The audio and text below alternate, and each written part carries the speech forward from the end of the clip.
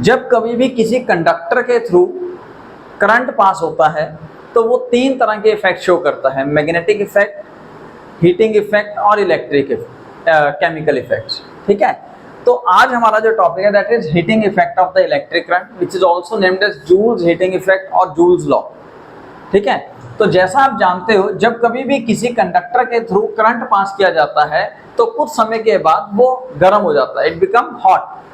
Basically that hot occurs because of the amount of heat energy produced. तो joules ने 1941 के अंदर study किया कि ये जो अमाउंट ऑफ हीट प्रोड्यूस हो रही है while passing through the conductor is directly proportional to the square of current passing through the conductor, directly proportional to the resistance of conductor and also directly proportional to time period for which the current passing through the conductor। तो इन सबको इकट्ठा किया, h is directly proportional to I square r into t। Proportionality का sign आया तो हटाया तो constant value 1 आई, तो h is equal to I square r into t, h is equal to I square r into t। This is the amount of heat produced through the conductor in joules। Heat energy की एक और popular unit है calorie. तो अगर calorie में आपको amount of heat energy calculate करनी होगी तो वैल्यू आएगी I square r into t divided by 4.186। तो आगे आप समझिए कि लेट सपोज आप एक सेल कनेक्ट करते हो इन अ सर्किट, तो सेल का पोटेंशियल है V, सेल का पोटेंशियल है V, जो potential difference across the terminal है, लेट सपोज A पे V है और B पे 0, तो इसको हम पोटेंशियल डिफरेंस बोलते हैं। अगर सर्किट कंप्लीट होगा तो यहां से करंट यानी कि पॉजिटिव से करंट हम सपोज ट्रेवल करवा रहे हैं, ये डिस्चार्जिंग ऑफ सेल का एग्जांपल है, जिस समय सेल एनर्जी प्रोवाइड कर रहा है to the flow of current. तो यहां से सेल ने पोटेंशियल डिफरेंस की वजह से करंट को फ्लो करवाया पुत्र। So cell basically maintain the potential difference due to which the current flow through the circuit. ठीक है, यहां से करंट जाएगा, घूम के वापस आ जाएगा। क्लियर हो गया?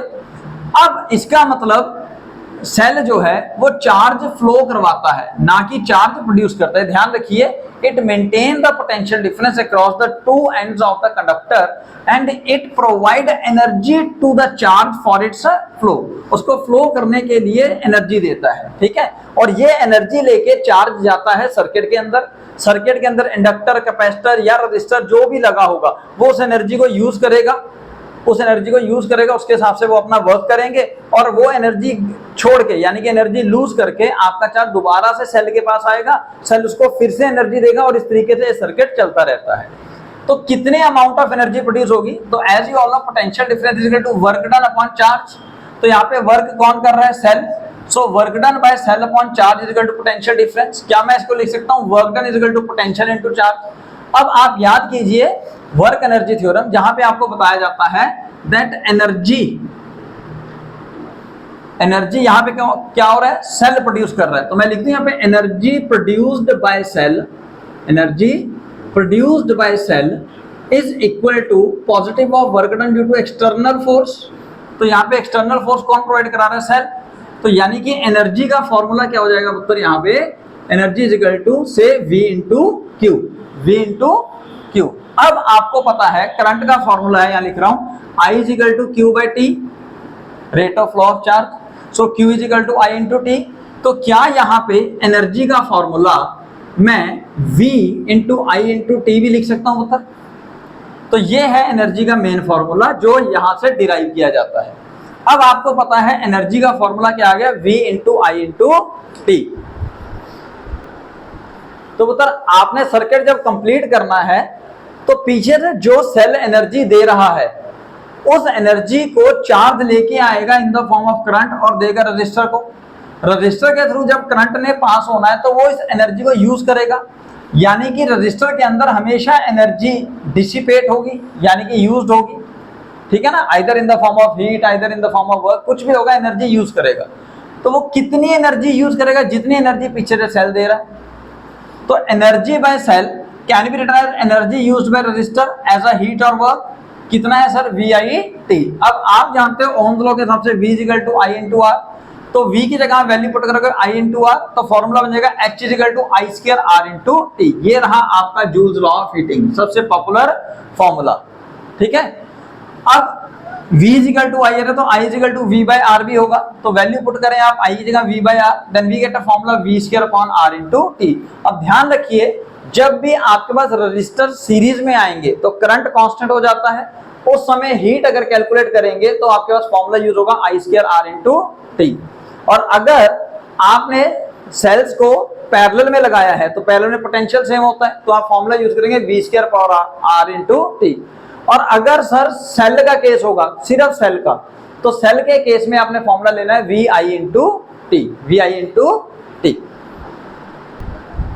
सो नेक्स्ट आता है पुत्र electric power. Electric power is also defined as the rate at which electric work is done और the rate at which electric energy is produced by the cell और कंज्यूम्ड बाय द रजिस्टर और instrument. ठीक है, तो power का formula हो गया work done upon time या फिर एनर्जी डिवाइडेड बाय टाइम।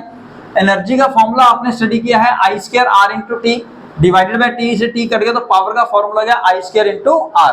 और अगर हम V और R के टर्म्स में स्टडी करना चाहेंगे तो पावर का फॉर्मूला यहाँ पे हो जाएगा पुत्र, आप टाइम से डिवाइड कर दिए V इंटू आई, है ना। सिमिलरली इलेक्ट्रिक पावर का एक और फॉर्मूला बन जाता है V square by R, time से डिवाइड करेंगे तो वो कटते जाएंगे। तो हमारे पास पावर के भी अलग अलग फॉर्मूला आ गए और पावर की जो यूनिट है वो क्या होती है वॉट, WATT वॉट। ठीक है पुत्र, अब वॉट से ही अगर आप इलेक्ट्रिक एनर्जी कैलकुलेट करना चाहें जो कंज्यूम की जाती है by an instrument whose power is something, जो भी गिवन होगी, तो लेट्स सपोज पावर का formula work done upon time, power is also equal to energy divided by time. तो एनर्जी अगर लेट्स सपोज हम सपोज करते हैं छोटे से टाइम में एनर्जी कंज्यूम होती है DE, तो यानी कि DE by DT is equal to power, तो DE is equal to P dot DT। अगर आपको टोटल एनर्जी कैलकुलेट करनी है from time t is equal to 0 से t, तो आप इसको इंटीग्रेट करोगे। अब पावर का फॉर्मूला आप ये वाला यूज करें I square into R, so I square into R into DT integrating from 0 to time t। अब पुत्र अगर करंट कांस्टेंट है, यहाँ पे आपके कंडीशन है इफ I इज कांस्टेंट, जो कि हम 99% केसेस में मानते हैं, अगर करंट वेरिएबल हुआ तो वो बाहर नहीं आएगा, तब उसकी वैल्यू अंदर रहेगी और उसको हम इंटीग्रेट करेंगे। अगर करंट की वैल्यू सपोज कुछ भी आ जाए 3t + 2 आ गई, है ना, तो यानी कि करंट t पे डिपेंड कर रहा है, तो उस केस में उसको अंदर रखना पड़ेगा और उसको आपको इंटीग्रेट करना पड़ेगा। लेकिन अगर करंट कांस्टेंट है तो करंट और रजिस्टर तो कांस्टेंट होगा ही, वो बाहर आ जाएंगे। सो एनर्जी का फॉर्मूला आएगा I square into R into DT from time t is equal to 0 to t। अब इंटीग्रेट करोगे DT का integration t from time 0 to capital T, तो फॉर्मूला आ गया पुत्र एनर्जी का, energy is equal to I square R into T. This is the amount of energy consumed by the instrument और produced by the cell और a source of EMF। Clear हो गया? तो पुत्र इस हिसाब से अगर आपको कैलकुलेट करना हो electrical energy consumed by an instrument और electrical energy produced by cell, तो फॉर्मूला क्या होने वाला है energy is equal to power into time, या फिर आपने अभी फॉर्मूला स्टडी की है पावर का आई स्क्वायर इंटू आर, यानी कि आई स्क्वायर आर इंटू टी। तो जो कमर्शियल यूनिट है इलेक्ट्रिकल एनर्जी की, देखो ऐसा यूनिट तो जूल ही होगी क्योंकि एनर्जी है, लेकिन जो कमर्शियल यूनिट है उसको कहा जाता है बोर्ड ऑफ ट्रेड यूनिट। जो हमारे बिजली विभाग हमसे चार्ज करता है वो अकॉर्डिंग टू यूनिट करता है। So this is commercial unit of electrical energy, that is kilowatt hour. Kilowatt hour, देखो ना यहाँ से 1 जूल इक्वल टू, अब पावर इंटू टाइम के हिसाब से 1 वॉट इंटू सेकंड होना चाहिए था, यानी कि 1 वॉट का मतलब क्या हो गया 1 joule of energy produced in 1 second. लेकिन ये ऐसा यूनिट्स में है, अगर आपको स्टडी करना है in terms of commercial unit वो है kilowatt hour, and 1 kilowatt hour is equal to 3.6 into 10⁶ joules. यानी कि जब आप इतनी एनर्जी कंज्यूम करते हो तब आप एक यूनिट एनर्जी का कंज्यूम कर लेते हो, और उसके हिसाब से जो प्राइस होगा, सपोज आपके पास प्राइस है रुपीज, हमारे पंजाब में तकरीबन 7 रुपीज पर यूनिट, तो आपने अगर एक दिन में 10 यूनिट कंज्यूम किए हैं तो लगभग एक महीने में 300 यूनिट्स कंज्यूम कर लोगे, तो आपका एक महीने का बिल कितना आएगा 300 इंटू 7, दैट इज 2100 रुपीज। तो इस तरीके से आपके इलेक्ट्रिकल एनर्जी के बिल आते हैं। एक क्वेश्चन है पुत्र, आपको 3 तरह के सर्किट्स दिए गए हैं और इनकी पावर्स को अरेंज करना है अगर हर एक रेजिस्टेंस की वैल्यू 1 ओम है। ठीक है, पहला केस ये है, आप सर्किट को देख लीजिए, यहाँ पे आपने एक बैटरी लगाई है, सेल लगाया और उसके अंदर 1 2 3 4 5 रेजिस्टेंस लगाए हुए हैं। फिर इधर भी 5 रेजिस्टेंस है और इधर 4 है, ठीक है।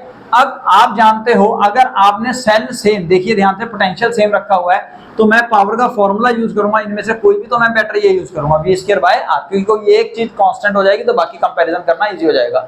तो power is inversely proportional to R equivalent, यानी कि यहाँ पे पावर की लड़ाई नहीं है, यहाँ पे रेजिस्टेंस इक्विवेलेंट की लड़ाई है। तो तीनों केस के अंदर R इक्विवेलेंट निकालिए। सबसे पहले इधर देखो पुत्र, ये दोनों सीरीज में है, 1 और 1 2, इधर से ये सीरीज में 1 और 1 2, 2 और 2 पैरेलल में होगा तो नेट रेजिस्टेंस 1 Ohm। अब इधर आ जाइए पुत्र, ये दोनों सीरीज में है, ये दोनों सीरीज में है, इनका आंसर 2 Ohm, इसका आंसर भी 2 Ohm, बीच वाले का 1, तो 1/2 प्लस 1/1 प्लस 1/2 करके आंसर निकालोगे 1/R इक्विवेलेंट, तो वो आंसर आ रहा है 2 Ohm। आप सॉल्व करके देख सकते हो। अब इधर आ जाइए, अब यहाँ पे अगर आप ध्यान से देखें तो ये एक बैलेंस व्हीटस्टोन ब्रिज का ही केस है। फिर भी आप देख लीजिए, सपोज यहाँ पे पोटेंशियल V है तो ये पोटेंशियल V इसके क्रॉस और इसके क्रॉस रहेगा, यहाँ 0 पोटेंशियल होगा तो यहाँ पे 0 इसके क्रॉस और इसके क्रॉस रहेगा। आगे सेल्स आगे तो हमने अगेन दो ऐसे जॉइंट ढूंढ लिए जहां पे मैक्सिमम रेजिस्टर्स कनेक्ट हो रहे हैं, एक X और एक Y, यानी कि आपके पास अब A B के बीच में X और Y है पुत्र। यहाँ से आपने A और X के बीच में एक रजिस्टर जोड़ा हुआ है, एक A और Y के बीच में जुड़ा हुआ है नीचे वाला, है ना, एक X और Y के बीच में ये रहा, उसके बाद X और B के बीच में और Y और B के बीच में भी 1 Ohm वाले रजिस्टर हैं। अब ये बैलेंस व्हीटस्टोन ब्रिज हमें केस दिख रहा है, क्यों?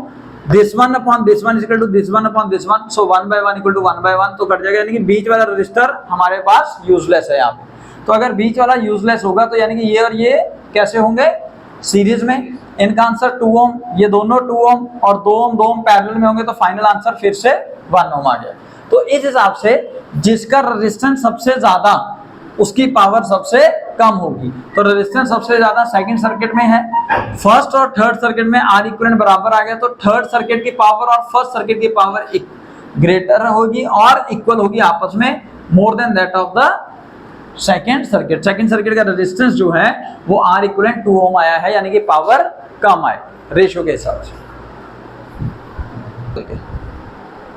तो पुत्र अगला जो केस होगा वो बल्ब का होगा। आप सब समझते हैं कि बल्ब को यूज किया जाता है to get the light energy, यानी कि ब्राइटनेस के लिए। अब ब्राइटनेस ऑफ बल्ब जो है वो directly proportional to power of bulb है। जो पावर की रेटिंग लिखी होती है ना पुत्र, जो बल्ब की रेटिंग लिखी होती है पावर के लिए 60 वोट का, 100 वॉट का, वो अलग अलग तरह के पावर रेटिंग लिखी होती है, तो उसके हिसाब से ब्राइटनेस होती है। जितनी ज्यादा पावर होगी ब्राइटनेस उतनी ज्यादा हो जाएगी। लेकिन ये याद रखें, इंडिया के अंदर जो रिटर्न वैल्यू है पावर की, that holds good only for 220 volt supply.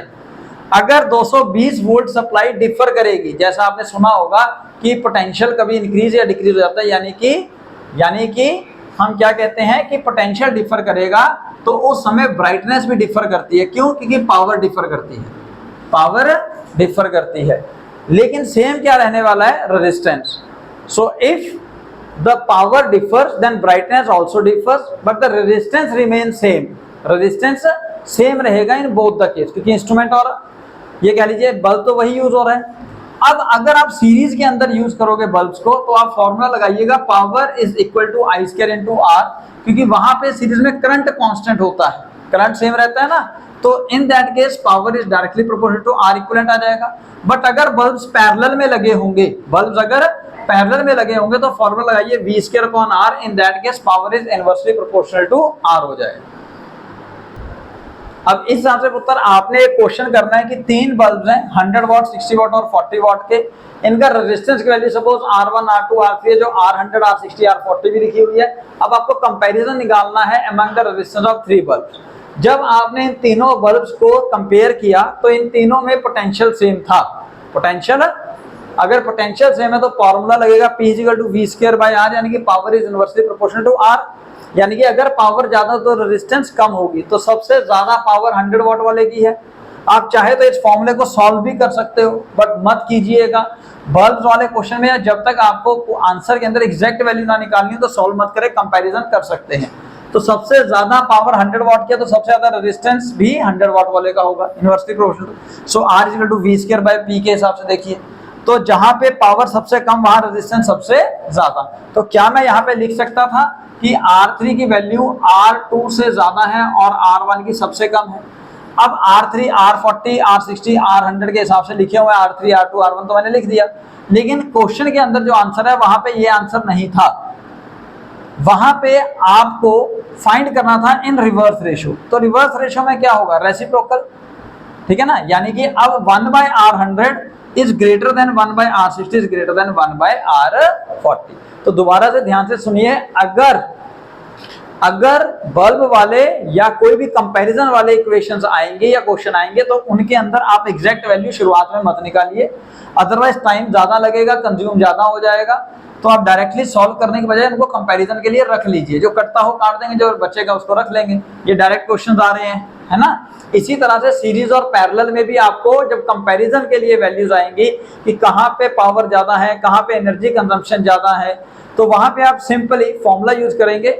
अगर सीरीज है तो आई स्क्वायर इंटू आर वाला फॉर्मूला यूज करिए पावर के लिए, और टाइम के लिए आई स्क्वायर आर इंटू टी लगा लीजिएगा, ठीक है, क्योंकि करंट वहां पे कांस्टेंट होगा for same period of time. और अगर पैरेलल वाला केस होगा तो in that case v² by r। Number of numericals आप करके आए और जो क्वेरीज होंगी आपके लिए सॉल्व की जाएंगी।